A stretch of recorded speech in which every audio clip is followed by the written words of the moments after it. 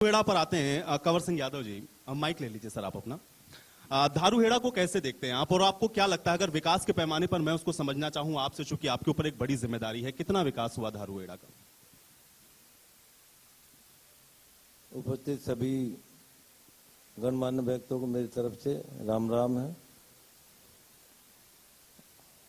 और पत्रकार महोदय पूछ रहे हैं विकास, क्योंकि मैं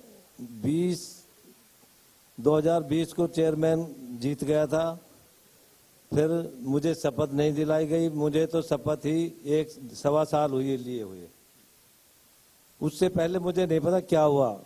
रही बात विकास की, कि विकास जब होते हैं जब सरकार का पूरा सहयोग होता है, क्योंकि सरकार ने चेयरमैन जितने भी, चाहे हरियाणा में कहीं भी हो, उनके पास पावर कुछ छोड़ी नहीं है। सब कुछ ये पोर्टल चला दिया और पोर्टल पे सब कुछ अटका पड़ा रहता है, वो काम होता ही नहीं है। सच्चाई तो है ये। विकास कहाँ से होंगे, क्योंकि मूलभूत सुविधा हर आदमी को चाहिए, बिजली, पानी, सीवर, सड़क। सरकार कहती है वोट मांगो, वोट कहाँ से मांगेंगे, क्योंकि अनअप्रूव्ड कॉलोनियों में काम कर ही नहीं सकते हम कहीं भी। तो जहाँ काम नहीं होगा तो जनता वोट कहाँ से देगी, विकास कहाँ से होंगे। और हमारा तो विकास सारा ठप कर दिया भिवाड़ी के दूषित पानी ने।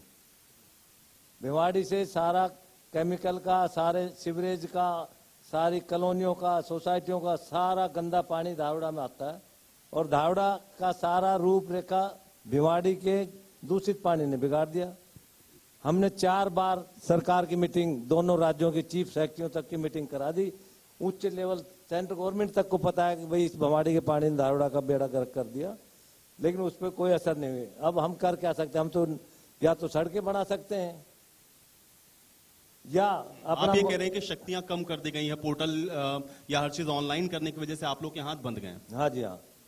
हम कर ही नहीं सकते, हमारे पास पावर ही क्या है। हम तो सिर्फ अभी तो सिर्फ साइन चल रहा है, फिर कुछ दिन बाद ये साइन भी बंद हो जाएंगे।